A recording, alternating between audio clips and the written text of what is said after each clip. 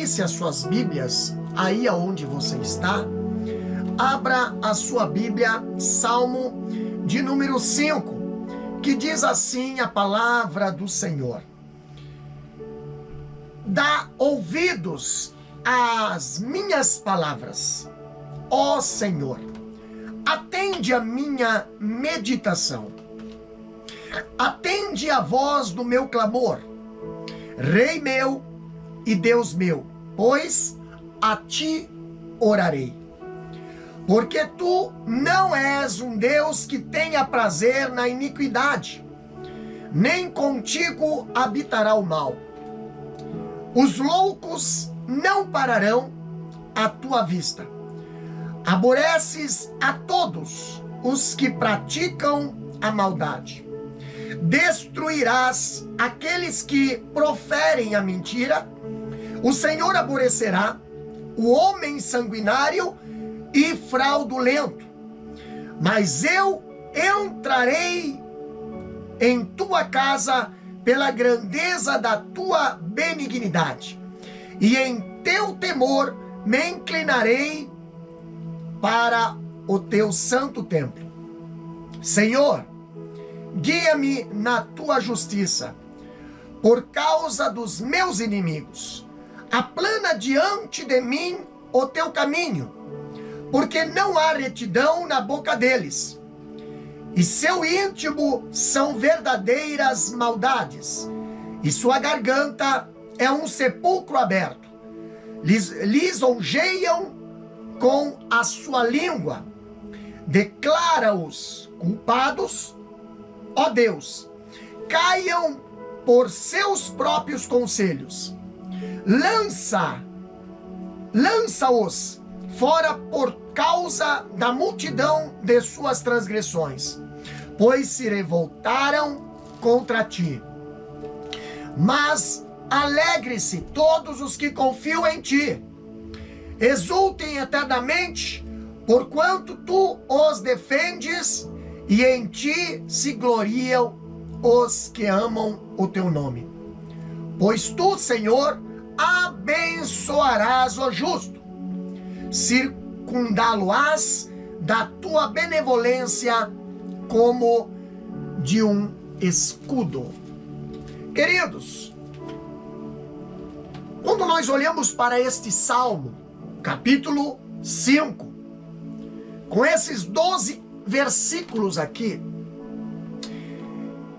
falando um pouco sobre esse tema, o destino do justo e do ímpio.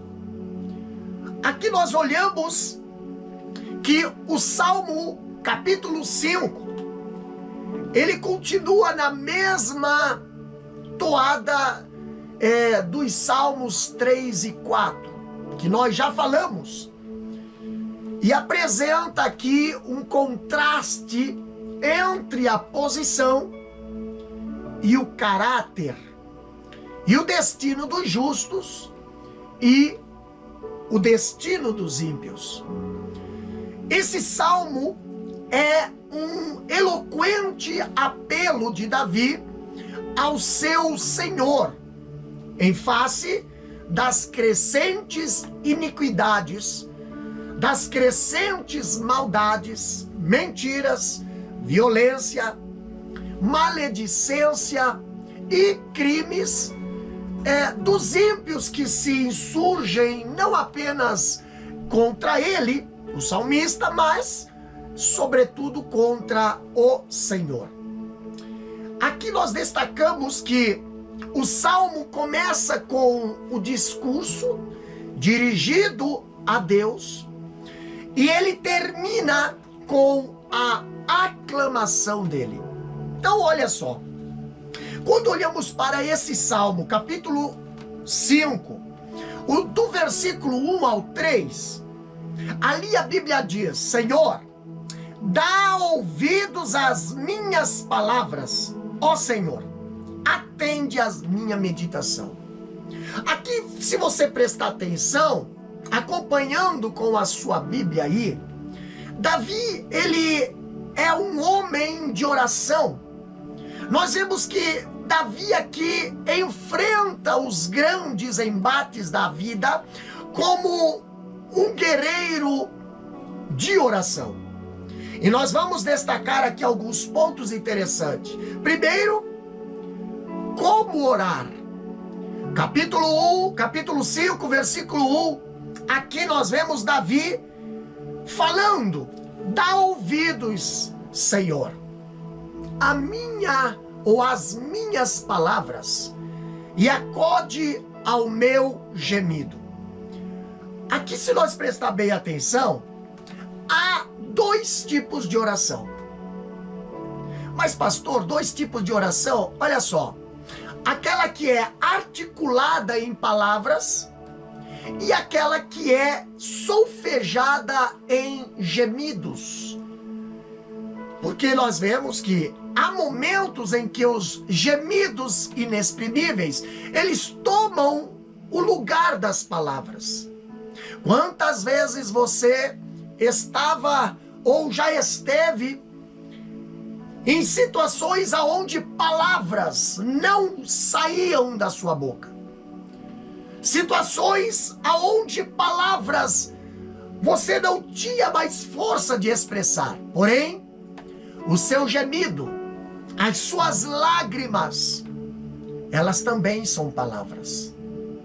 Aqui, se nós olharmos em todo saltério, o termo saltério aqui, né, em todo salmo, né, é o termo hebraico gemer, ele quer dizer hagik, né, hagik, ou que só aparece aqui no Salmo 5, capítulo 5, e no Salmo capítulo 39, versículo 3. E esse gemer, ele está relacionado com o termo murmurar ou meditar. Capítulo 1, versículo 2 e o capítulo 2, versículo 1. Então, há oração inaudível a Deus, mas há também apelo direto em voz audível. Quando diz aqui, as palavras, elas não são a essência, mas a roupagem da oração. Aqui nós vemos que a meditação, ela é o melhor começo da oração. E a oração é a melhor conclusão da meditação. Então, quando nós olhamos para 1 Samuel, um exemplo de oração, se vocês prestarem bem atenção, 1 Samuel, capítulo 1, versículo 12 a 15, eu vou até ler aqui para vocês. 1 Samuel, capítulo 1, versículo 12 a 15. Olha só o que diz aqui a palavra do Senhor a respeito da oração de Ana. Tá? 1 Samuel, capítulo 1, versículo 12 a 15. E sucedeu que, perseverando ela em orar perante o Senhor, ele fez atenção à sua boca. Porquanto Ana, no seu coração, falava, e só se movia os seus lábios, porém não se ouvia a sua voz, pelo que Eli a teve por embriagada. E disse-lhe Eli, até quando estarás tu embriagada? Aparta-te de ti o teu vinho. Porém Ana respondeu e disse, não, Senhor meu, eu sou uma mulher atribulada de espírito, nem vinho nem bebida forte tenho bebido, porém tenho derramado a minha alma perante o Senhor. Então, aqui nós vemos que Ana balbuciava a sua oração, mas aos olhos de Deus, ela estava derramando a sua alma perante o Senhor. Em segundo ponto, quando nós olhamos aqui o salmista, ele dizendo, né, a quem orar, capítulo 5, versículo 1 e 2, ali nós vemos que o salmista fala: ouve ou escuta, Rei meu e Deus meu, a minha voz que clama, pois a ti é que imploro. Então olha só que interessante. Aqui nós vemos a palavra do Senhor. Aqui nós vemos quando o salmista, ele simplesmente ele diz, né? Ouve a minha oração, ouve a minha palavra, ouve a minha súplica. Aqui Davi, ele é rei de Israel, mas ora ao Senhor Todo-Poderoso, a quem ele chama de rei. E não se trata aqui de apenas se dirigir, né? De dirigir ali a sua voz ao Ser Supremo, não. Mas conversar com o seu Deus, conversar com o seu rei. Então, Davi, ele tem intimidade com Deus. E isso tem ali um relacionamento pessoal com o seu Senhor. Então, aqui nós vemos que esse é um forte apelo para Deus responder a oração. Por quê? Porque Ele é o nosso Rei, porque Ele é o nosso Deus, tá? E não somos estranhos a Ele, mas Ele é o Rei da nossa vida. Então, quando vemos aqui a palavra do Senhor falando a respeito, né? Falando a respeito aqui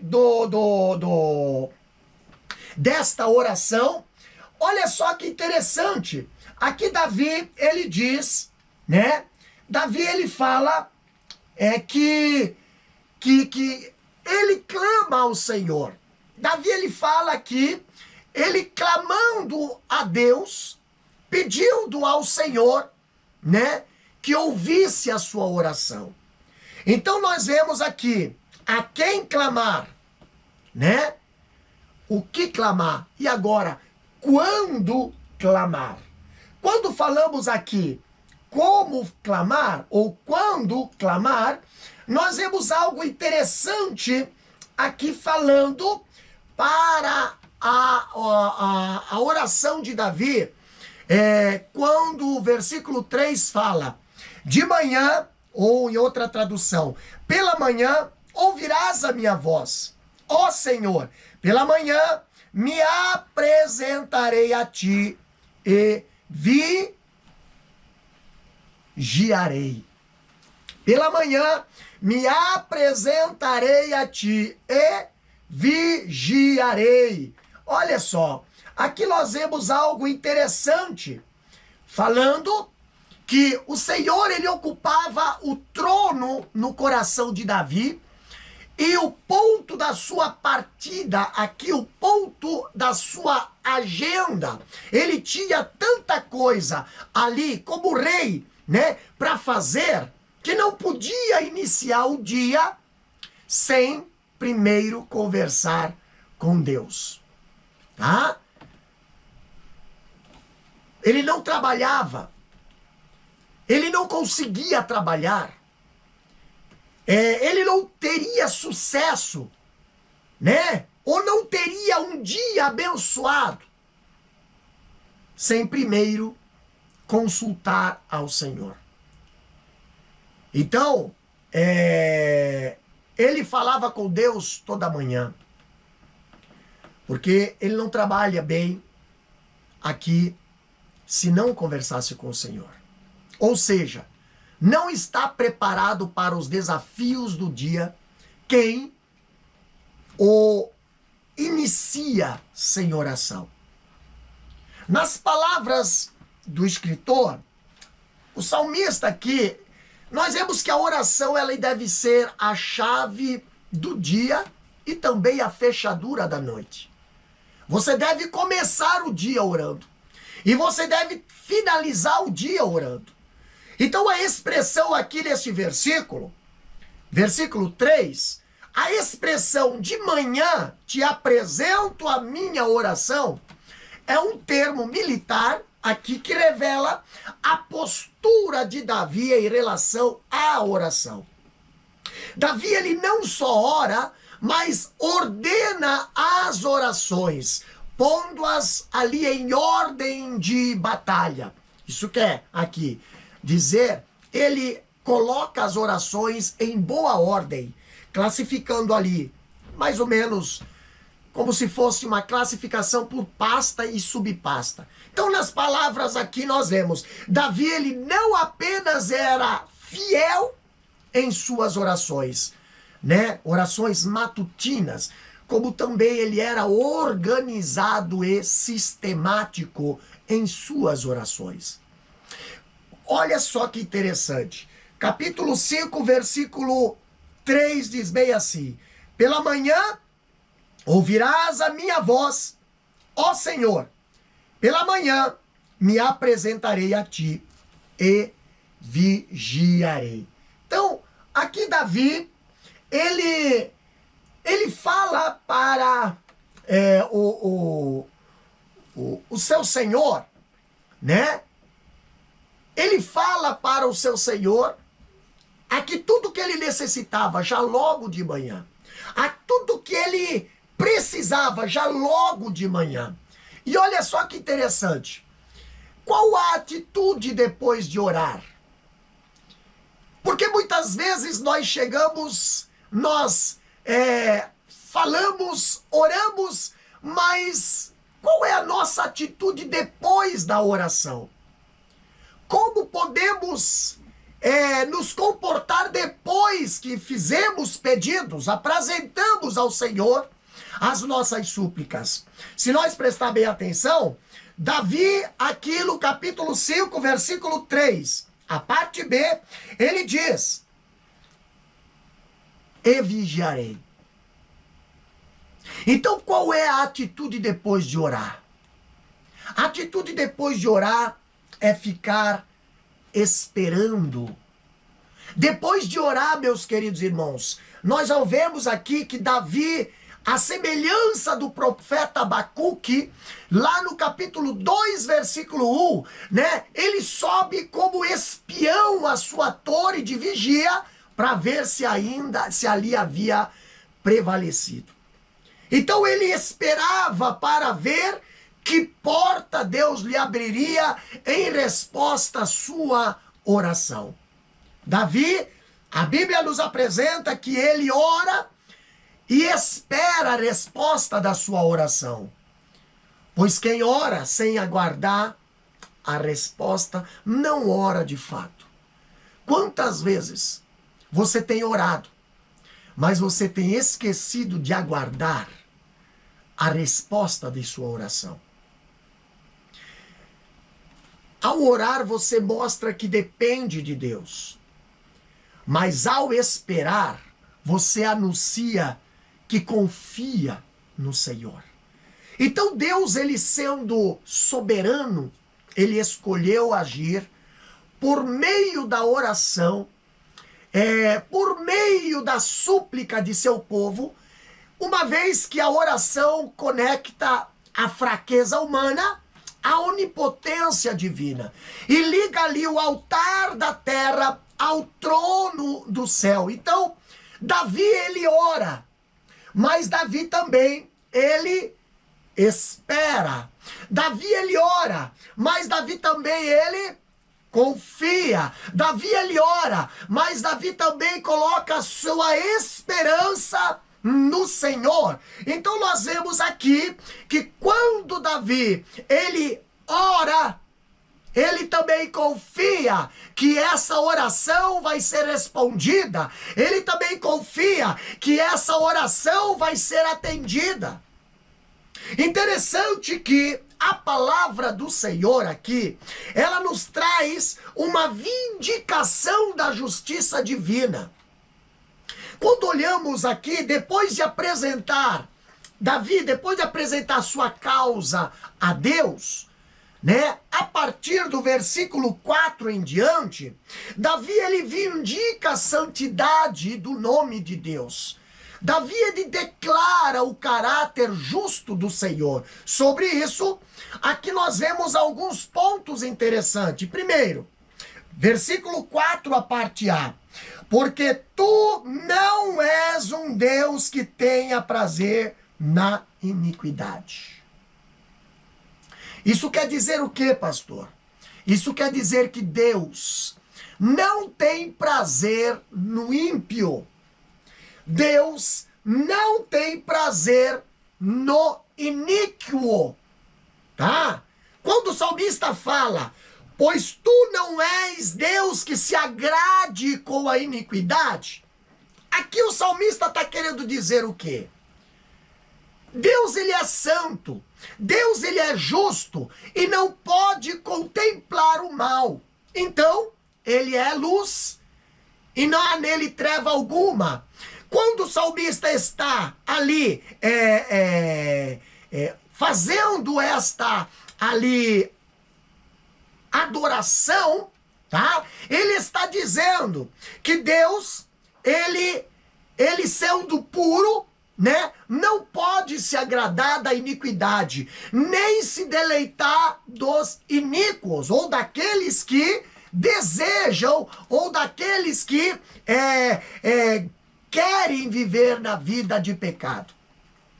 Então, aqui, Isaías capítulo 33, versículo 14, a Bíblia, o profeta Isaías, ele fala bem assim, ó: Deus não se deleita na perversidade, e com ele não há nenhum ancoradouro para os perversos, porque sua santidade é para eles um fogo consumidor. Então, olha só que interessante. Se Deus não se deleita na perversidade, e ali nós vemos que com ele não há nenhuma ancoragem para os perversos, não adianta o perverso procurar Deus, não adianta o perverso querer ali Deus, querer o apoio de Deus, não adianta o perverso querer ali a proteção de Deus, porque não vai acontecer. Deus não tolera pecado. Ele ama o pecador. A sua santidade é para ele como fogo consumidor. Então olha só que interessante. O salmista que diz que Deus não tem prazer no iníquo, versículo 4, a parte A. Mas o versículo 4, a parte B, ali diz: nem contigo habitará o mal. Isso quer dizer o quê, pastor? O que o salmista está querendo dizer aqui? O salmista está querendo dizer que o mal não pode coabitar com ele, nem que é o supremo bem, pois não tem acesso à presença do Senhor. O mal não tem acesso a Deus. Então os pecadores rebeldes não podem entrar em sua presença, como fala no Salmo capítulo 15, versículo 1 a 5, e também no Salmo 24, versículo 3 até o 6. Tá? O mal não é uma abstração, é uma força terrível operando no mundo. A Bíblia diz que o mundo jaz no maligno, tá? Então, destruindo vidas. O mundo jaz no maligno, e o maligno, ele destrói as vidas, capturando vidas para o inferno.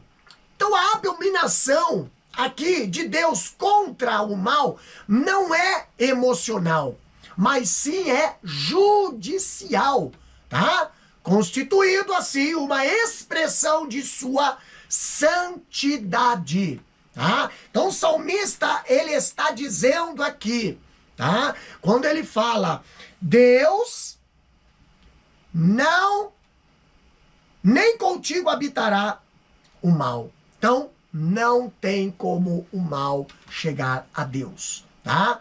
Outra coisa que o salmista fala no versículo 5 é que ali os loucos não pararão à tua vista. Olha só, em outra tradução fala, os arrogantes não permanecerão à tua vista.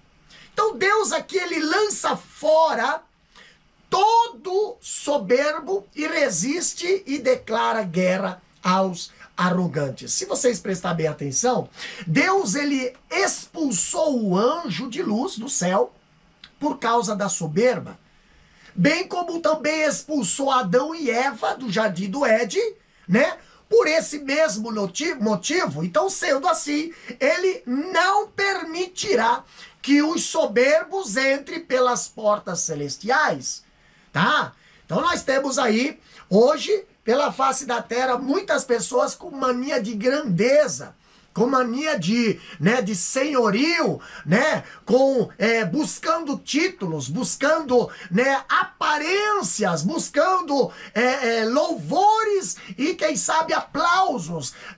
Isso aí é uma motivação vinda da parte de Satanás, porque Satanás colocou em seu coração ali, querendo ser maior do que o seu próprio Criador, foi expulso ali do céu, mas ele depois aqui na terra, foi lá e colocou no coração de Eva, olha, se você comer daquele fruto, você vai ser que nem Deus, vai conhecer o bem e o mal, e a Eva e o Adão desobedeceram, e hoje nós vemos que essa doutrina luciferiana, né? Esse costume aí, esses atos, ainda hoje está perambulando pela face da terra. O homem querendo ser senhor e não servo. O homem querendo ser adorado e não ser um adorador. Então, aqui o salmista, ele fala que Deus, ele lança fora o arrogante. Também ele diz no mesmo versículo que Deus, ele aborrece o que vive na prática da iniquidade. Meus queridos irmãos, versículo 5, a parte B diz: aborreces a todos os que praticam a maldade. Então, pastor, Deus não aborrece apenas a iniquidade, mas ele também, aqui, todo aquele que a pratica a iniquidade. Então, se você gosta de praticar coisas que não agradam a Deus, você pode ter certeza, Deus não está contente com esse tipo de comportamento. Entendeu? Deus não tem prazer na vida do ímpio desobediente. Há um alerta que se a ira de Deus é contra os que praticam a iniquidade, como é grande a ira contra a própria iniquidade, então. A força da ira de Deus é contra o pecado, queridos. Então, nós devemos odiar o pecado. E o odiemos com força. Tem pessoas que toleram o pecado. Tem pessoas que fazem vista grossa para quem pratica o pecado. Tem pessoas que, mas irmãos, você tolerar o pecado é você ser conivente. Quando você faz vista grossa para as coisas erradas, é você ser conivente. Entendeu? Pastor, mas Deus é um Deus de misericórdia. Sim, Deus é um Deus de misericórdia para quem deseja misericórdia. Mas aqueles que praticam a iniquidade estão sob todas as maldições da lei e sob todas as ameaças do evangelho. Então aqui nós vemos o salmista dizendo, lá no Salmo 97, versículo 10, no Salmo 119, também, versículo 113, Salmo 139, versículo 21, também Provérbios, capítulo 6, versículo 16 e 17, lá em Amós, né? Capítulo 5, versículo 15 e Romanos 12 e 9, nós vemos algo interessante ali, falando sobre essa parte, quando diz: o Senhor espera que aquele que os amam também amem e aborreçam as mesmas coisas que ele aborrece. Então, se você ama a Deus, você vai ter que fazer uma escolha. Você vai ter que desprezar as coisas que aborrecem a Deus. Você vai ter que renunciar à iniquidade e o pecado. A Bíblia diz que quem é amigo do mundo é inimigo de Deus. Quem é amigo de Deus é inimigo do mundo. Então olha só que interessante, quando o salmista está orando aqui, ele está dizendo, ele está louvando ao Senhor, adorando ao Senhor, dizendo: Deus, tu és um Deus santo, Deus, tu não tem prazer no pecado, Deus, tu não tem prazer também na iniquidade, e em ti não há iniquidade, não há pecado. No versículo 6, se vocês olhar, a Bíblia fala bem assim, ó: destruirá aqueles que proferem a mentira. O Senhor aborrecerá o homem sanguinário e fraudulento. Olha só que interessante. O Senhor aborrecerá o homem sanguinário e fraudulento. Prestando atenção aqui, o salmista ele diz: tu destróis os que proferem mentira. Tu destrói o mentiroso. Irmãos, não adianta você ter uma pinta de religioso. Não adianta você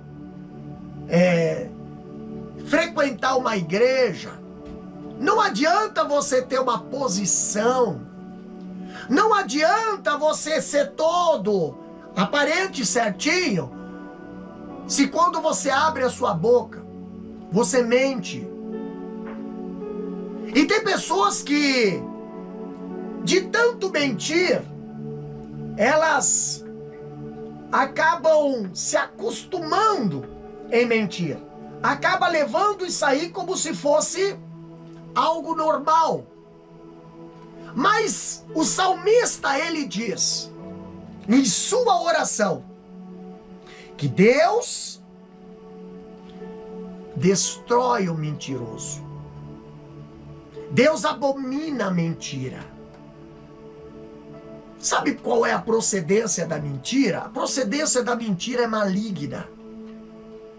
Além disso, os mentirosos, a Bíblia fala lá em Apocalipse capítulo 21, versículo 8, eles serão lançados no lago de fogo.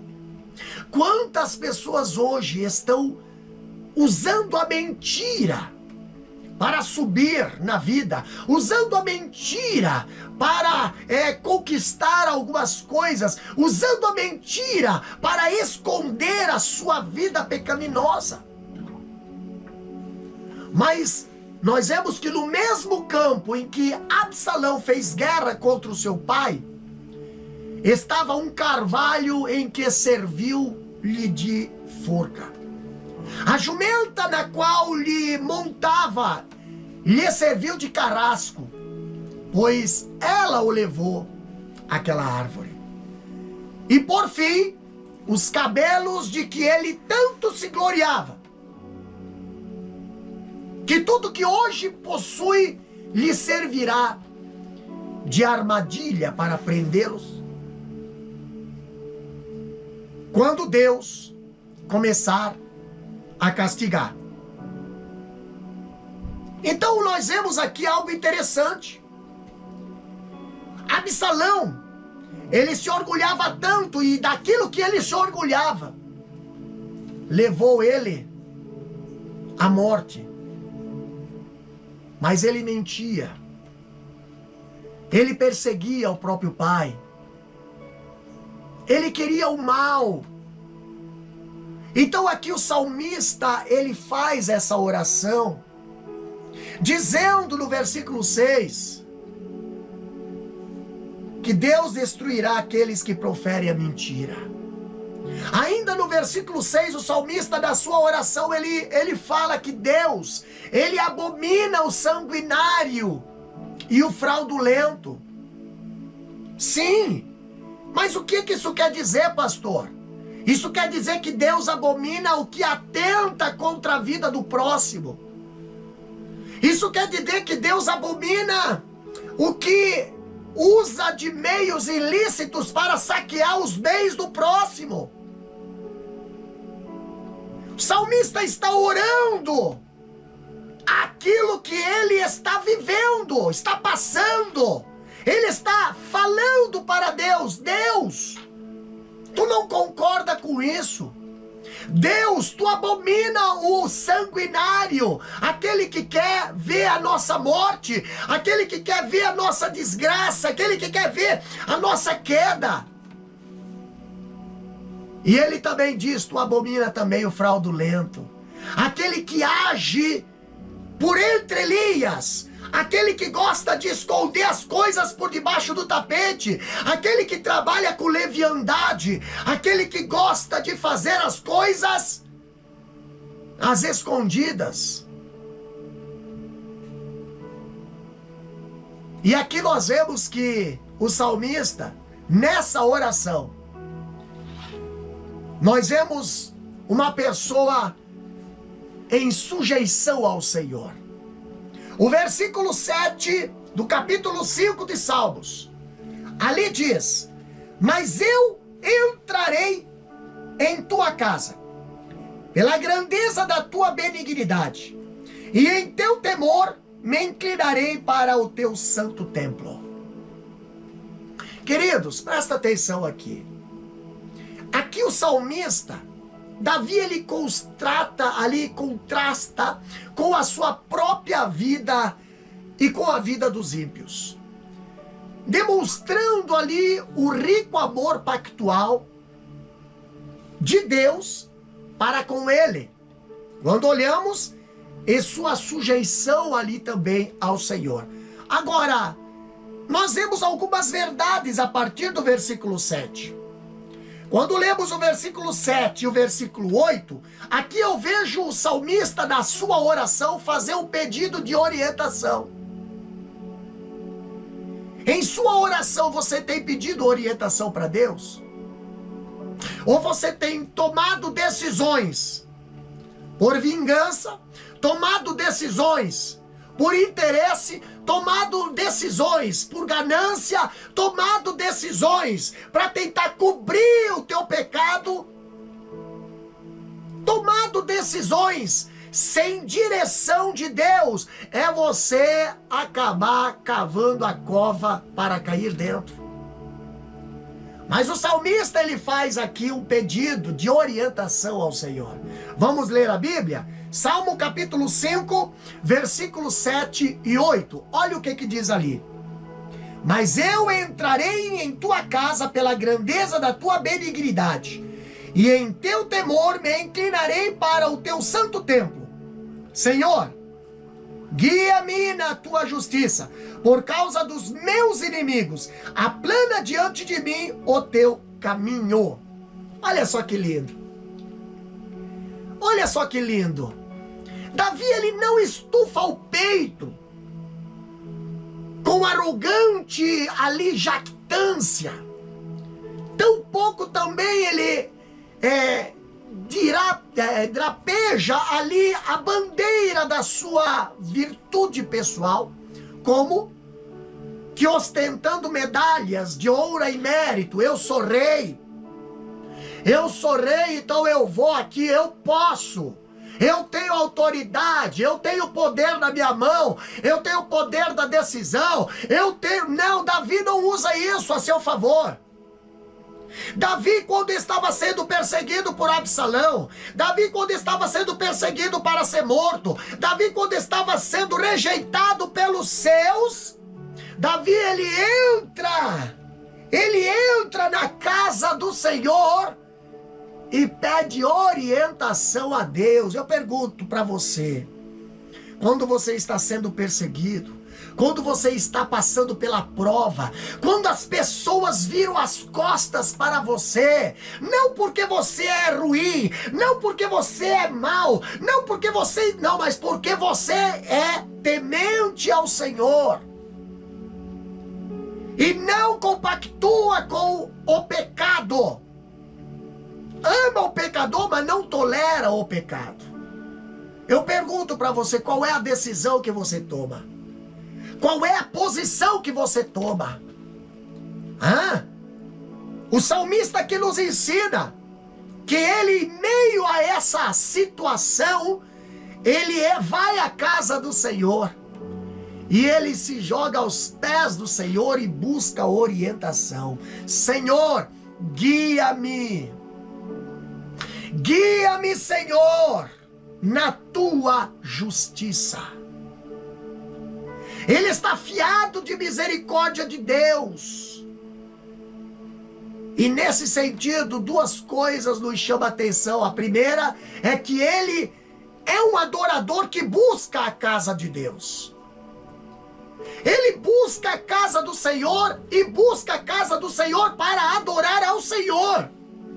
Ele não vai à casa do Senhor para ver a roupa que o irmão ou a irmã está usando. Ele não vai à casa do Senhor para se apresentar, para ver quem é que canta melhor, quem toca melhor, para ver quem vai ser o pregador famoso que vai pregar, para ver quem vai ser o cantor famoso que vai se apresentar. Não!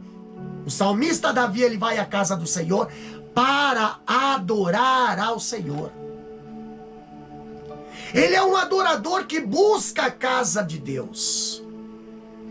O versículo 7 diz: mas eu entrarei em tua casa, porém eu, pela riqueza da tua misericórdia, entrarei na tua casa, me prostrarei diante do teu santo templo, no teu temor. Vivemos uma época onde as pessoas não querem mais se prostrar. Querem ser adoradores sem se prostrar ao Senhor. Querem ser adorador sem oração. Querem ser adorador sem palavra. Querem ser adorador sem santificação. Como vão enfrentar a perseguição? Como vão permanecer firme na posição em que Deus tem colocado? Qualquer luta, qualquer prova, qualquer perseguição, abandonam, saem, abandonam aí tudo, chuta, né? E vai, como coisa que os problemas, a perseguição não acompanha. Mas aqui nós vemos que Davi, ele busca o abrigo da casa de Deus, o abrigo da casa de Deus, o tabernáculo, e ali, pois ele aspira a presença de Deus. Ele é o adorador que se prostra em santo temor e também reverência diante da majestade. Irmãos, nós precisamos hoje ser adorador, sim. Estar diante da presença do Senhor, sim. Ter reverência na presença do Senhor, sim. Adorar através da oração. Aqui nós vemos que ele é um peregrino que busca a direção de Deus. Peregrino não é andarilho. Peregrino não é andarilho. Andarilho é aquela pessoa que sai andando e não sabe para onde está indo. Sai andando e não sabe qual é a direção que está indo. Mas o peregrino não. O peregrino, ele sai andando, mas ele tem um alvo, ele sabe aonde ele quer chegar. Por isso que nós somos comparados a peregrinos aqui nessa terra. Nós estamos caminhando, mas não estamos sem direção. Nós estamos caminhando, mas nós não estamos sem alvo. O nosso alvo é Cristo. O nosso alvo é o céu. Não somos andarilho. Nós somos peregrinos em terra distante, mas estamos alcançando o céu. Por isso que o salmista, quando ele fala no versículo 8 do capítulo 5 de Salmo, ele diz bem assim: Senhor, guia-me na tua justiça, por causa dos meus adversários. Quantas vezes, por causa dos adversários, pessoas têm saído da presença do Senhor? Por causa dos adversários, pessoas têm se afastado da presença do Senhor. Por causa dos adversários, pessoas têm até sido mortos. Mas o salmista, ele pede sabedoria. Deus, guia-me na tua justiça. Guia-me na tua vontade, guia-me no teu caminho. E o teu caminho é o quê? A verdade e a vida. E é o único que vai ao Pai. Muitos estão seguindo caminhos de homens. Muitos estão seguindo caminhos de astros. Muitos estão seguindo caminhos nesta terra, mas não leva a lugar nenhum.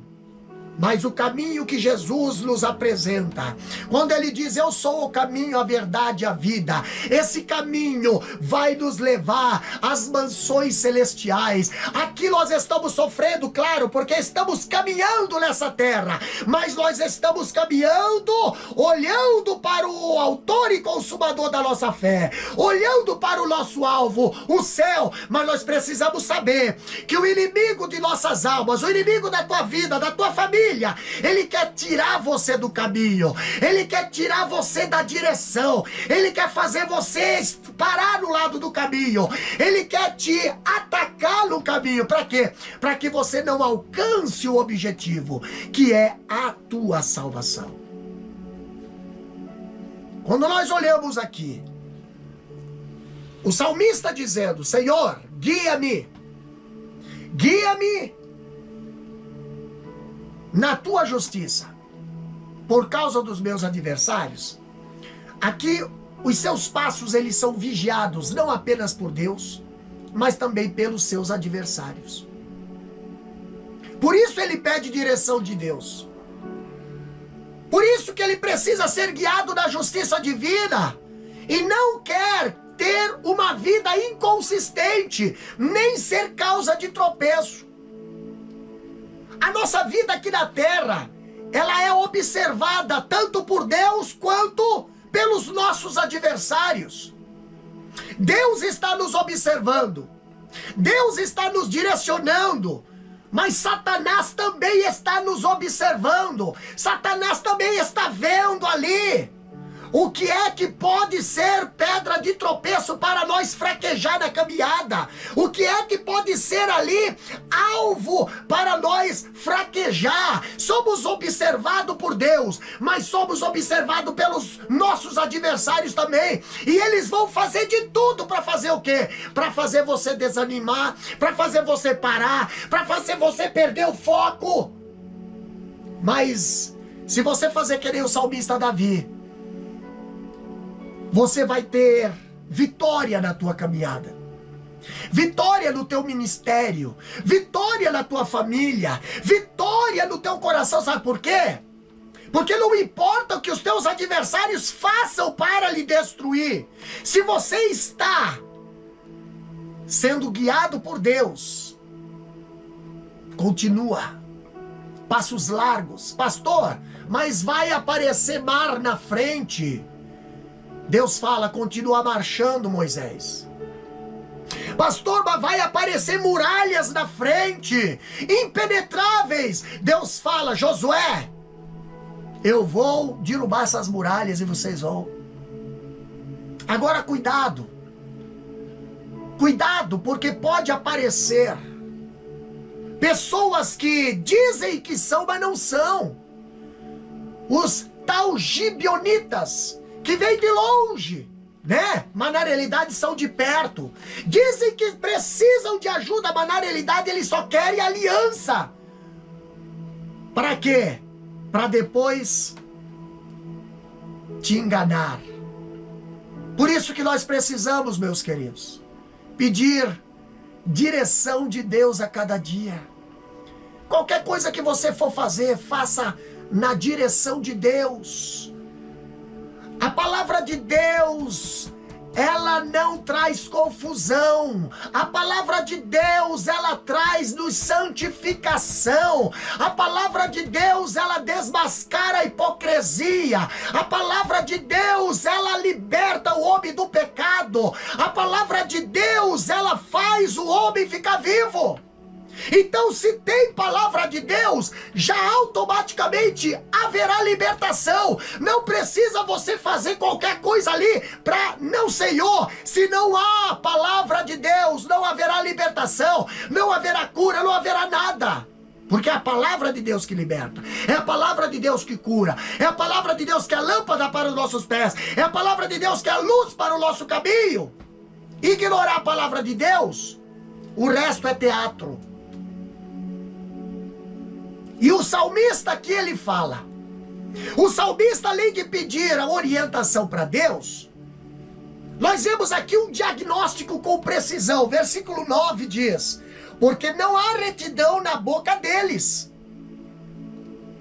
O seu íntimo são verdadeiras maldades. A sua garganta é um sepulcro aberto. Lisonjeiam com a sua língua. Olha o que o salmista está falando em sua oração. Em outra tradução, o salmista aqui está querendo dizer que eles não têm sinceridade em seus lábios. O que eles falam na boca, eles não vivem. O seu íntimo é todo de crime. A sua garganta é um sepulcro aberto. E a sua língua, lisonjeiam. Então olha só, ao fazer esse diagnóstico da vida do ímpio, Davi ele destaca a vida íntima e o que dela procede, os pecados da língua. Porque o coração, meus queridos, o laboratório de todos os crimes, é todo crime ali.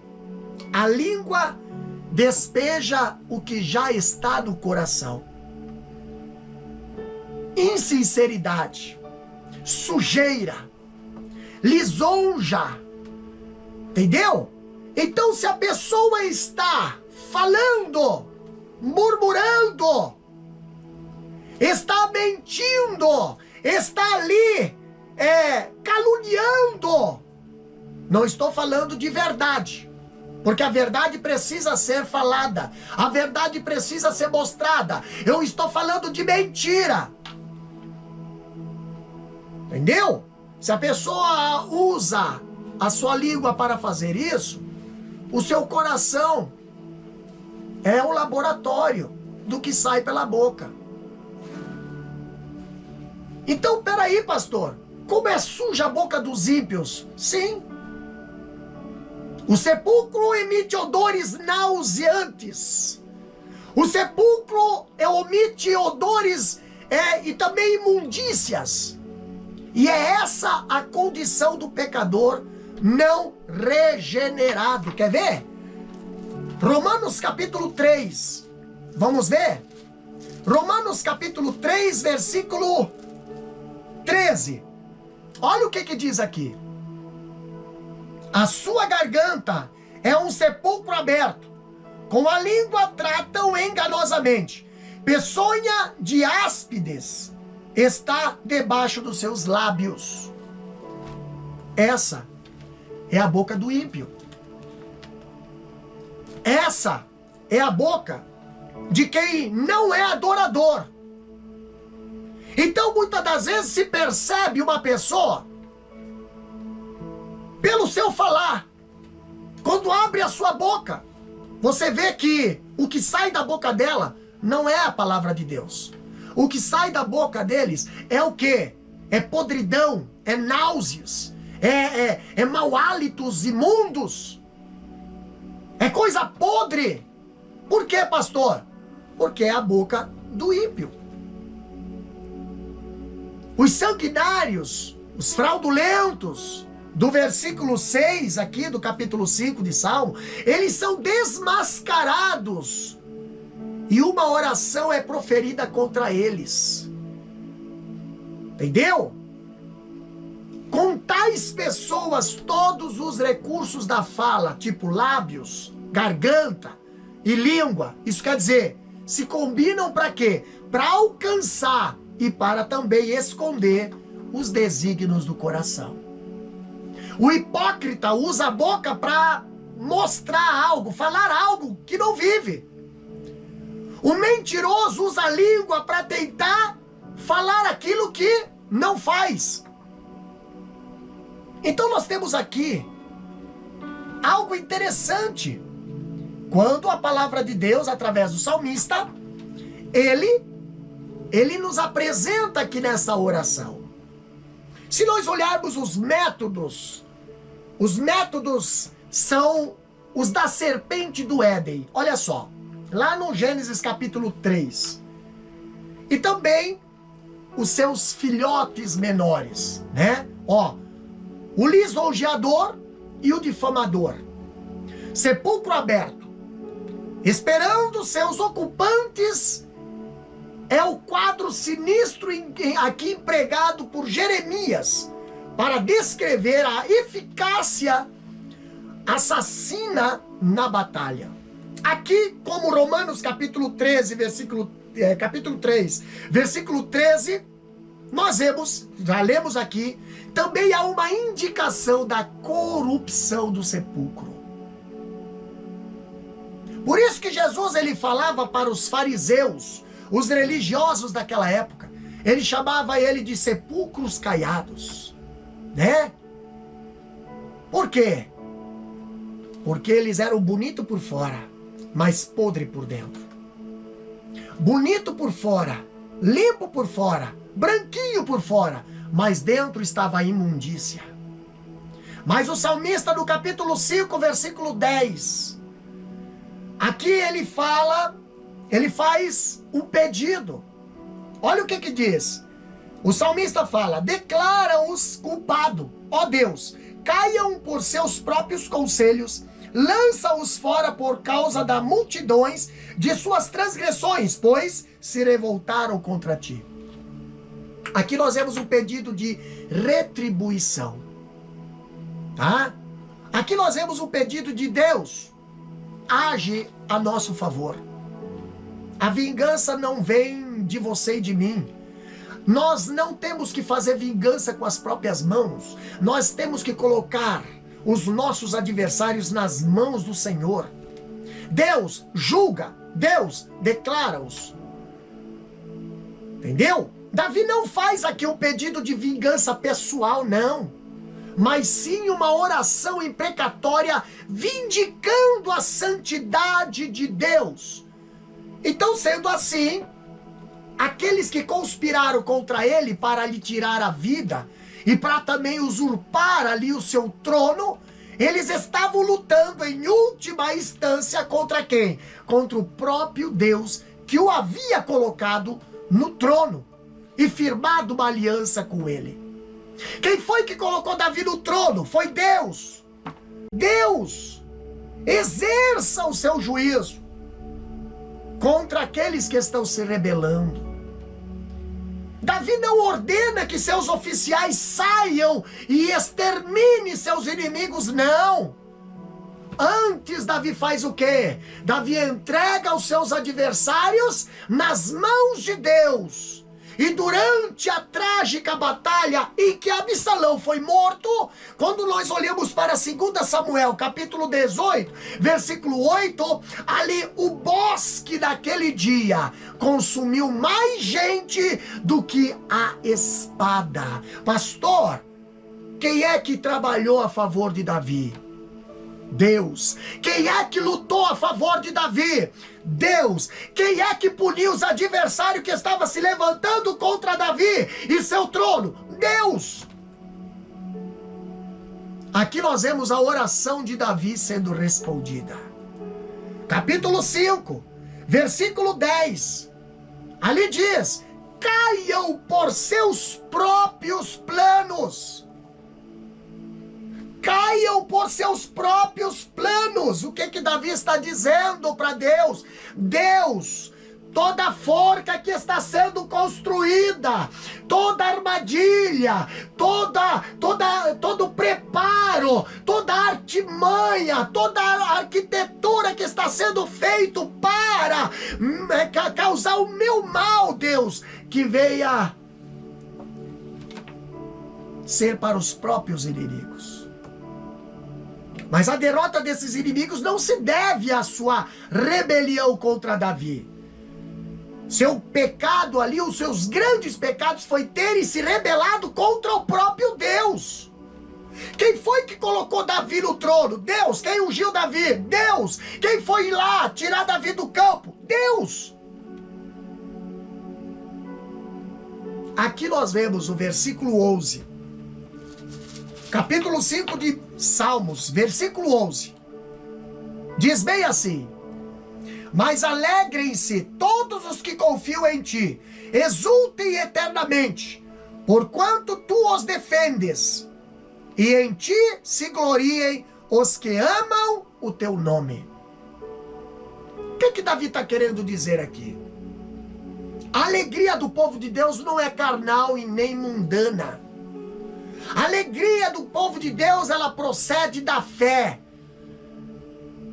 E são os que confiam em Deus que podem se regozijar, tendo em vista que essa alegria não é passageira, nem perfunctória, mas ela é eterna. Essa alegria não muda por causa das circunstâncias, essa alegria não diminui por causa da perseguição, essa alegria não diminui porque alguém está desprezando, porque alguém está fazendo pouco caso. Não, Senhor, aqui trata-se de júbilo eterno, e Deus é o nosso manancial de toda alegria. O povo de Deus, meus queridos, ele não é poupado de ataques insolenes, nem de inimigos cruéis. Mas o povo de Deus, ele é defendido por Deus. Por quê? Deus é o seu defensor. Passa pela prova, mas Deus defende. Passa pelo deserto, mas Deus defende. Passa pela fornalha, mas Deus defende. Passa pela cova dos leões, mas Deus defende. Enquanto uns confiam em carros, os outros confiam em cavalos, o povo de Deus, temente ao Senhor, confia no Senhor. Portanto, quem ama o nome do Senhor pode gloriar-se nele, agora e para sempre. Tá? No último versículo, versículo 12, nós temos uma bênção como poderosa proteção. O que diz o versículo 12 do capítulo 5 de Salmos? Pois tu, Senhor, abençoará o justo, circundá-lo-ás de tua benevolência como de um escudo. Olha só, a justiça requer não apenas o castigo da maldade, mas a justiça requer também a recompensa da retidão. O justo é abençoado, o justo é protegido. O próprio Deus é o seu escudo e o manancial de suas bênçãos. O próprio Deus é a benevolência ali do seu povo. Tá? Então, a benevolência do Senhor o cerca do alto da cabeça à planta dos pés. E aqui nós vemos que o escudo não é para a defesa de uma parte particular do corpo, como quase todas as outras peças da armadura, né? Então o capacete é só para a cabeça, não adianta botar o capacete, né? No Brasil, né, é obrigado a usar capacete para andar de moto, né? Mas às vezes as pessoas pegam e deixam de usar e colocam na mão, coloca aqui no ombro. E muitas vezes, né, a polícia olha, capacete não é para usar no ombro, capacete é para usar na cabeça. Então nós temos armaduras, lá em Efésios capítulo 6, do versículo 10 em diante. Armaduras que são específicas: capacete, cabeça; couraça, peito, né? Sandália, pés. Agora o escudo, pastor.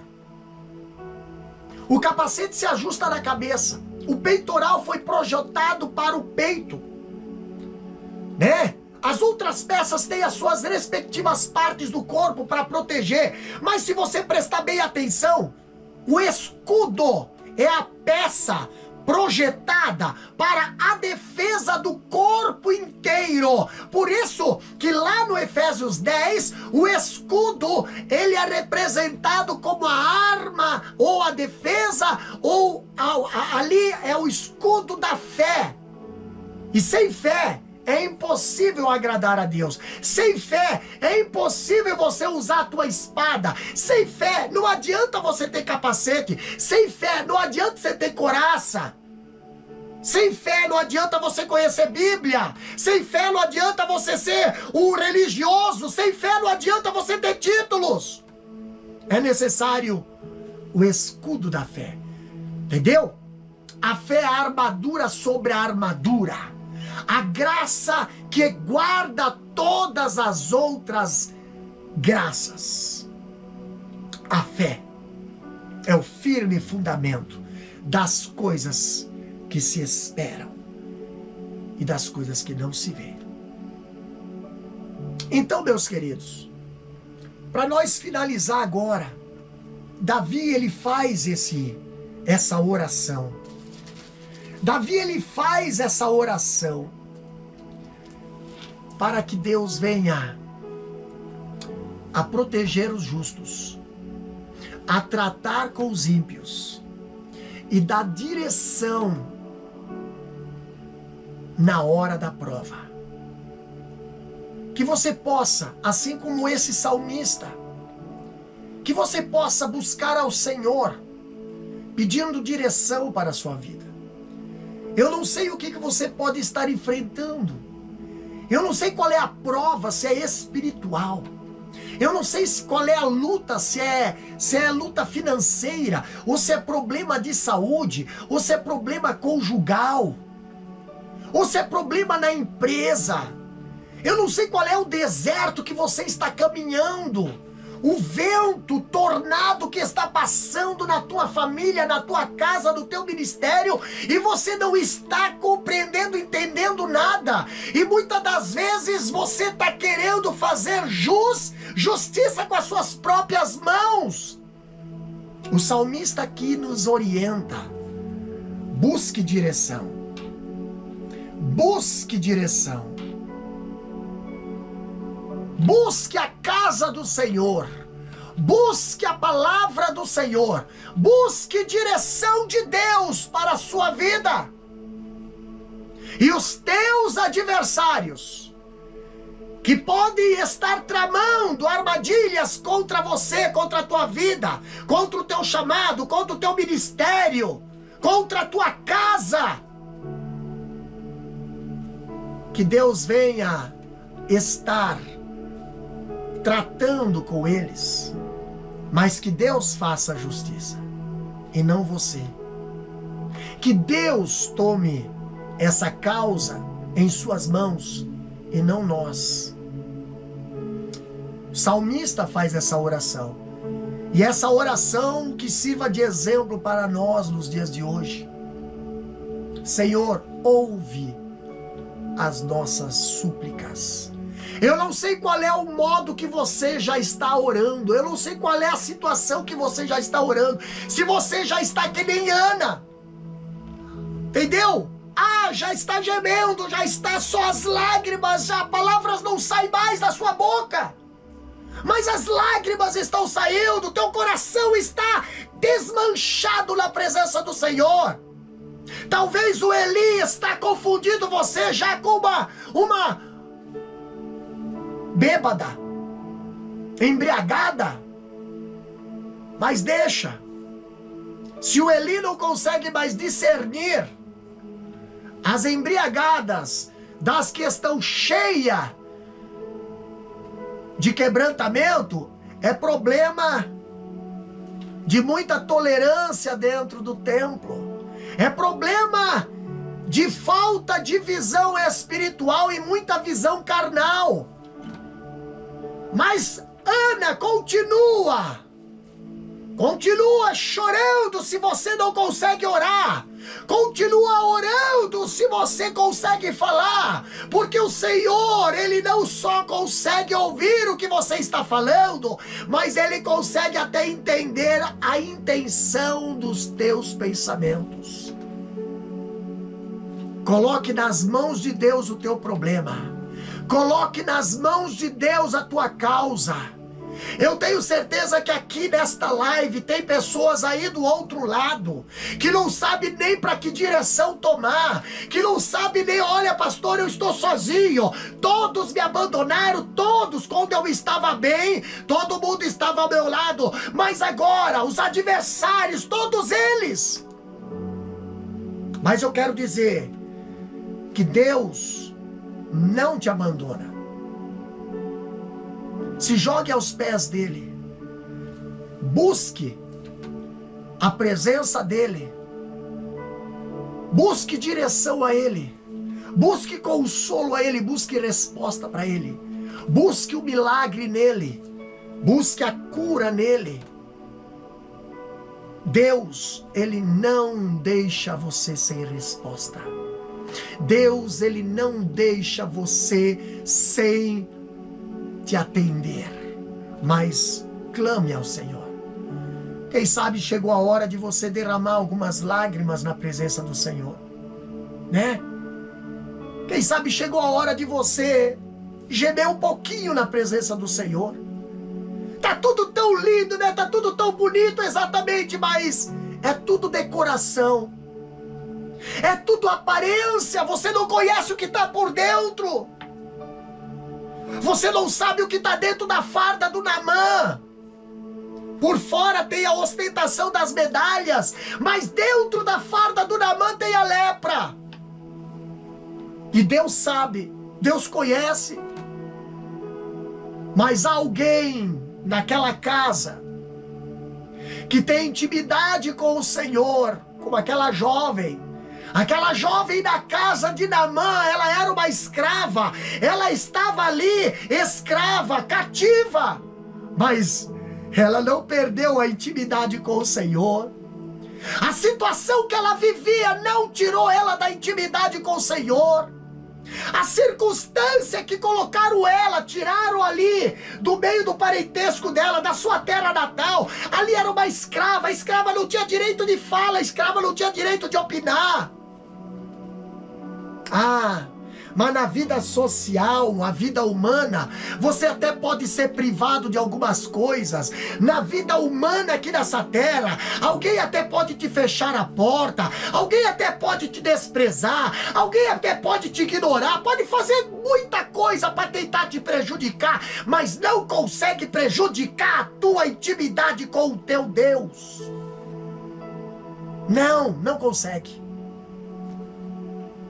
Por isso que aquela moça, mesmo estando na casa de Naamã, escrava, ela não pagou o mal com o mal.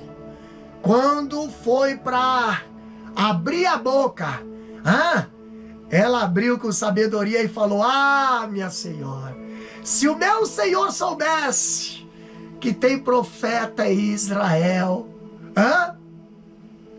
aquela moça, ela não deixou de fazer a obra do Senhor só porque as pessoas não gostavam dela. Aquela moça não deixou de falar que existe Deus em Israel só porque pessoas não gostavam dela, não. Aquela moça, ela esperou o tempo certo para dizer para Naamã, que estava em lepra, dizendo: tem profeta em Israel, você precisa ser usado por Deus. Aí aonde você está na tua casa, na tua cidade, na tua empresa, na tua família, a profeta de Deus, a Hilda, que não olha para a circunstância, mas olha para o céu, olha para o Senhor, olha para quem está no trono, no controle de todas as coisas, e é nesse que nós confiamos. Por isso eu quero convidar você a estar entregando a sua vida para Ele, para Deus.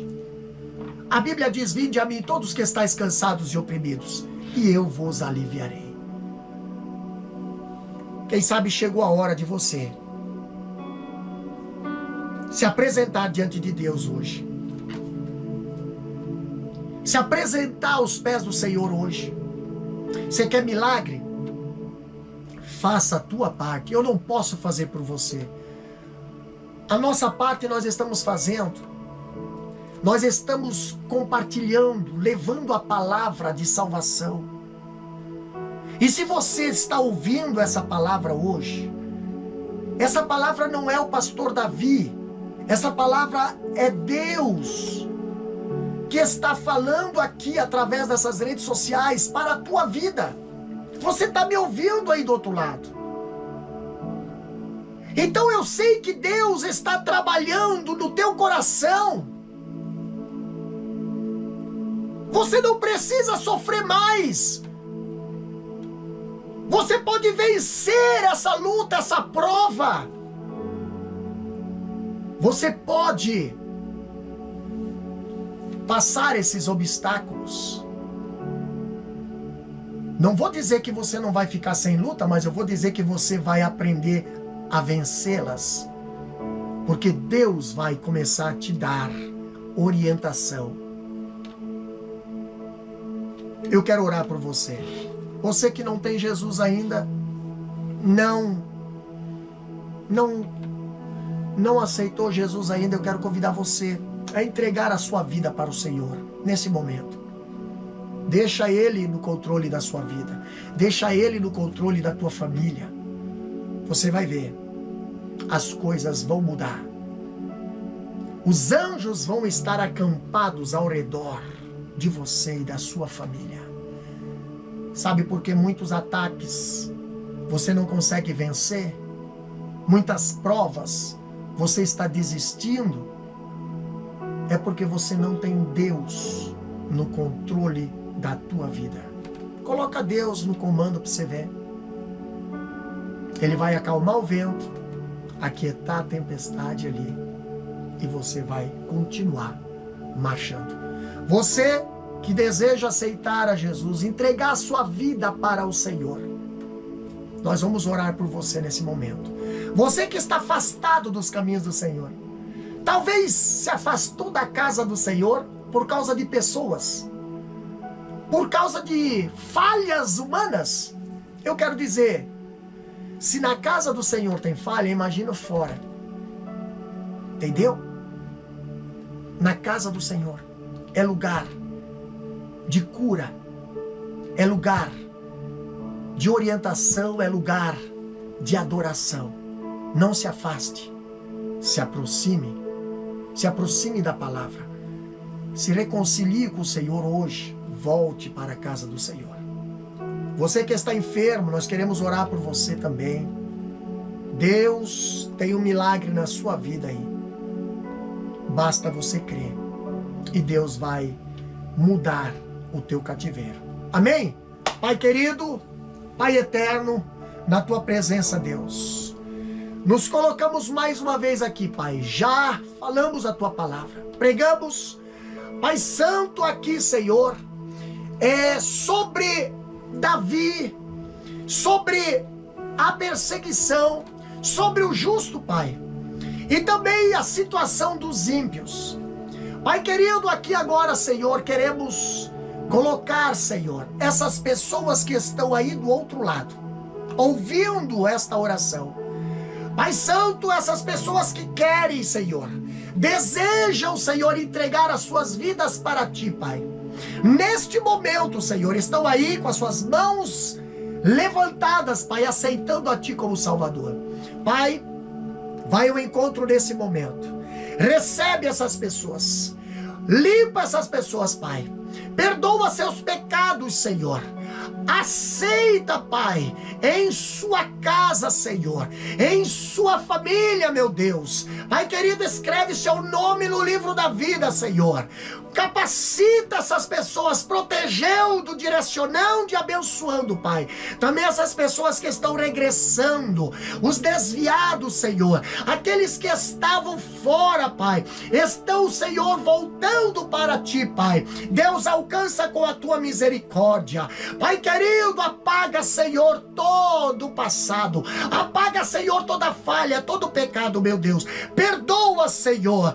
Traz para dentro de casa, Senhor, este filho pródigo que tem saído, Pai. Também essas pessoas, Senhor, que se encontra enferma, leito de hospital, em leito, Senhor, ali, quem sabe até desenganados, Pai, pela medicina, esperando, Senhor, o último suspiro, Pai. Deus, Pai querido, se for da Tua vontade, Pai, opera milagre, levantando, Senhor, curando, restaurando, Pai Santo, porque Tu és o Deus que cura, Tu és o Deus que liberta, Senhor. Liberta o vício, Pai. Liberta, Senhor, aqueles que estão nas drogas. Liberta, Senhor, aqueles que estão depressivos. Liberta, Senhor, a cada vida neste momento, Pai. Nós confiamos em Ti, Pai querido. Tu és o Deus poderoso. Tu és o Deus onisciente, onipresente, Pai Santo, e a Tua palavra, Senhor, ela permanece para sempre. Pai querido, nós Te agradecemos por esta live, Deus, no nome de Jesus. Amém e amém. Graças a Deus.